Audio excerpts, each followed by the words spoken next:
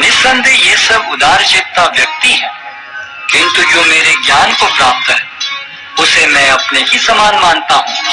वह मेरी दिव्य सेवा में तत्पर रहकर मुझ सर्वोच्च उद्देश्य को निश्चित रूप से प्राप्त करता है।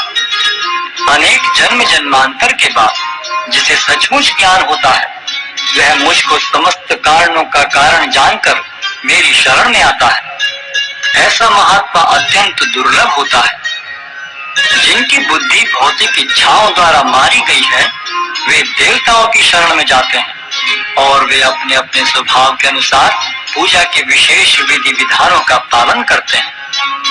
मैं प्रत्येक जीव के हृदय में परमात्मा स्वरूप स्थित हूँ।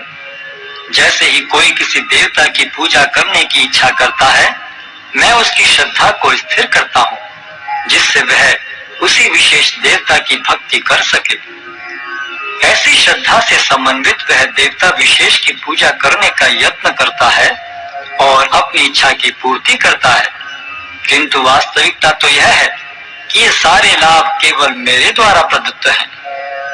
अल्प बुद्धि वाले व्यक्ति देवताओं की पूजा करते हैं और उन्हें प्राप्त होने वाले फल सीमित तथा क्षणिक होते हैं। देवताओं की पूजा करने वाले देवलोक को जाते हैं, किंतु मेरे भक्त अंततः मेरे परम धाम को प्राप्त होते हैं। बुद्धिहीन मनुष्य मुझको ठीक से न जानने के कारण सोचते हैं कि मैं भगवान कृष्ण पहले निराकार था और अब मैंने इस स्वरूप को धारण किया है।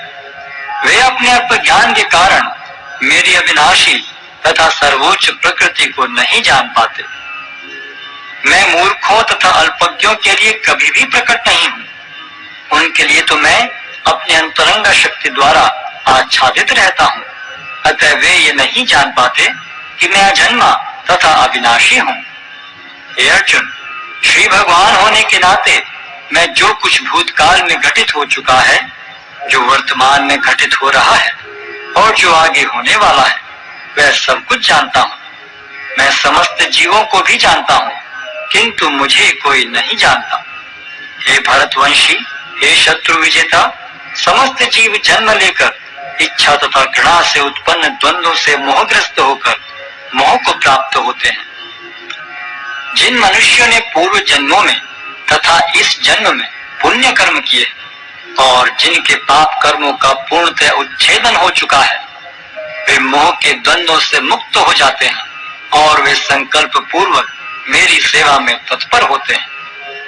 जो जरा तथा मृत्यु से मुक्ति पाने के लिए यत्नशील रहते हैं, वे बुद्धिमान व्यक्ति मेरी भक्ति की शरण ग्रहण करते हैं। वे वास्तव में ब्रह्म हैं, क्योंकि वे दिव्य कर्मों के विषय में पूरी तरह से जानते हैं। जो मुझ परमेश्वर को मेरी पूर्ण चेतना में रहकर मुझे जगत का, देवताओं का तथा समस्त यज्ञ विधियों का नियामक जानते हैं, वे अपनी मृत्यु के समय भी मुझ भगवान को जान और समझ सकते हैं।